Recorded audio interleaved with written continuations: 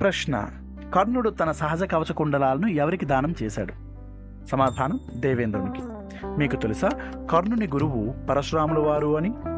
కర్ణుడు కుంతీపుత్రుడు, సూర్య భగవానుని వరప్రసాదం. కానీ వివాహం జరగకుండానే తనకు కలిగిన బిడ్డ గురించి లోకమునకు తెలిస్తే తన వంశీయుల చరిత్రకు తనకు కళంకం కలుగునని భయపడిన కుంతీదేవి అతనిని ఓ పెట్టెలో పెట్టి గంగానదిలో విడిచిపెట్టగా ఆ పెట్టె నదీ ప్రవాహం ద్వారా చాలా దూరం వెళ్ళి అతిరథుడు మరియు రాధ అనే సూత దంపతులకు దొరకగా వారు కర్ణుడిని పెంచుకున్నారు.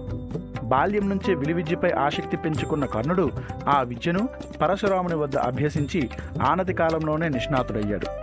విలువిద్యలో ప్రావీణ్యం ఉన్నప్పటికీ తనకు సరైన గుర్తింపు లేని కారణంగా కర్ణుడు అధర్మపక్షమైన కౌరవులతో చేరి అంగరాజ్యానికి రాజుగా పట్టాభిషిక్తుడయ్యాడు.